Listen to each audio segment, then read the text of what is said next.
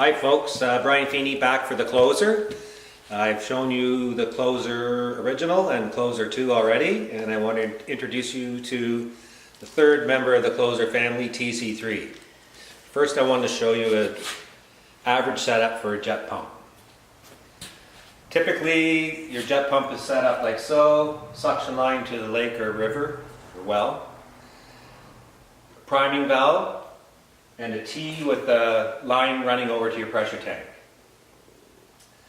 Typically when you're priming a jet pump, say the foot valve's in the lake, you're pouring water in this port here to allow water down through your pump, down to your foot valve, filling that line or attempting to fill that line.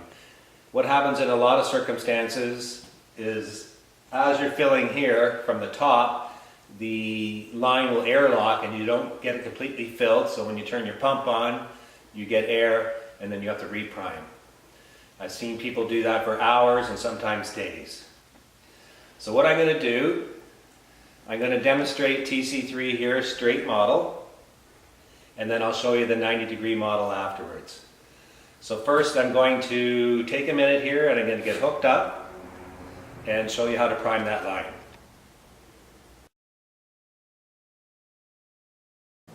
We now have closer 2 connected to TC3 right here, and what I've done is I filled closer 2 with water, and I'm going to be pumping the water from the closer through TC3 down to the foot valve, forcing all the air up and out the bleeder valve here until that line's filled.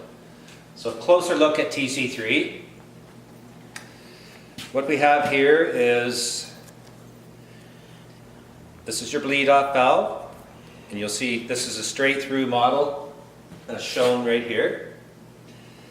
And this blue tube extends all the way down to your foot valve or submersible pump, whatever you would have in the lake or river. This blue tube is connected to this port here. So anything pumped through here is going to go down that blue tube to the foot valve or submersible pump, push all the air up and out your bleeder valve here, filling that line. Now, as I mentioned earlier, we have 2 models. This being the straight through model. They're all marked with an arrow showing direction of flow, so from your foot valve or submersible pump up through to your cottage or home. The 90-degree model here we created for situations where say your jet pump's mounted right on the floor and there's no room to get a straight through model between your jet pump and the floor. So we came up with the 90-degree model, and the 90-degree model would go like so on the pump, allowing clearance. Your tube is still extending down through to your foot valve, your bleeder valve, and your closer connection here on top. Again, direction of flow, marked on the side with the blue arrow. So what we're going to do now is we're going to relocate our camera here, since this is in Hollywood and we only have one camera. So just so you can get a better visual on what's going on as we're pumping the water in.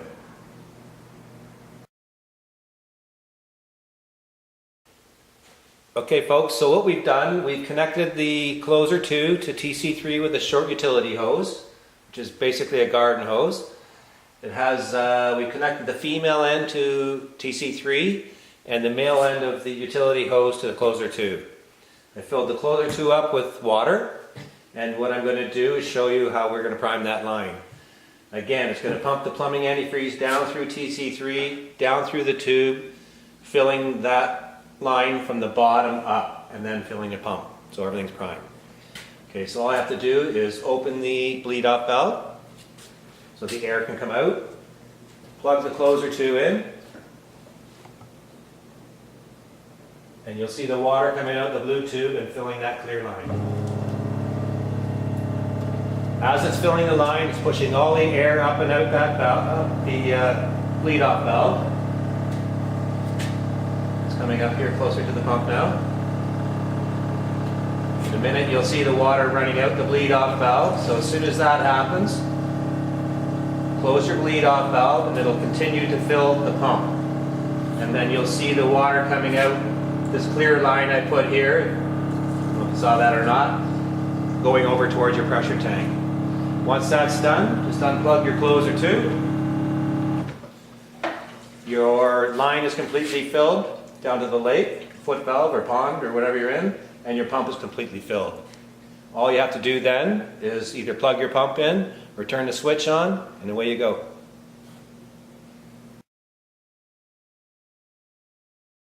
Okay, I showed you the priming process when you have a foot valve in your water source, whether it be lake, pond, river.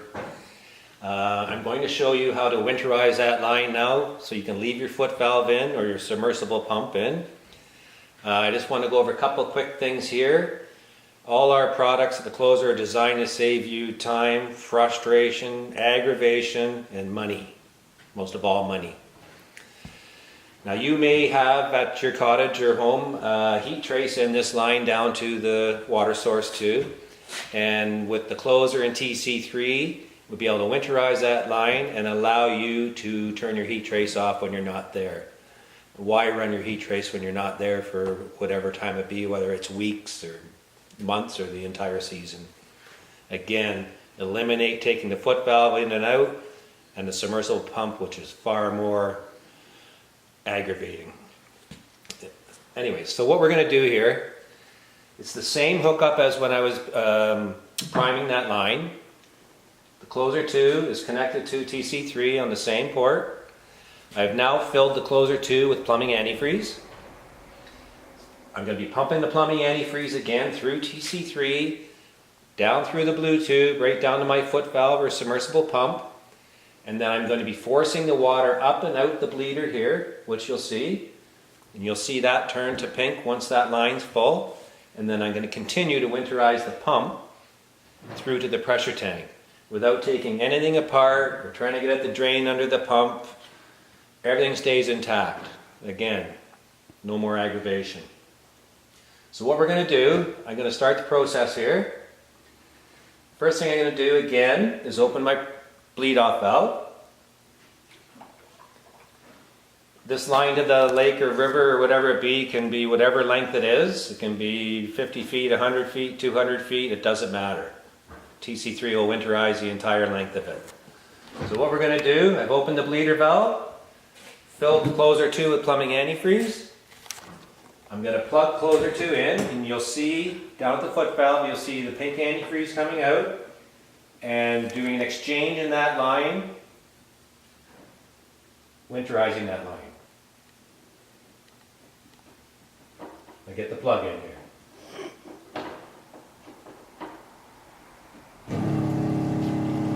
Now if you watch carefully, you can see it turning pink there. It's pushing the water out the bleeder valve here. So what you want to do is continue that process till you get good color pink out of here to have a proper exchange in that line to prevent it from freezing.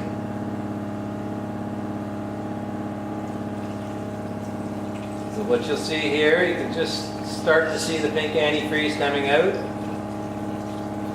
It's hard with our camera equipment to catch that. But that line is now full of plumbing antifreeze, right through to here. A portion of the pump is full.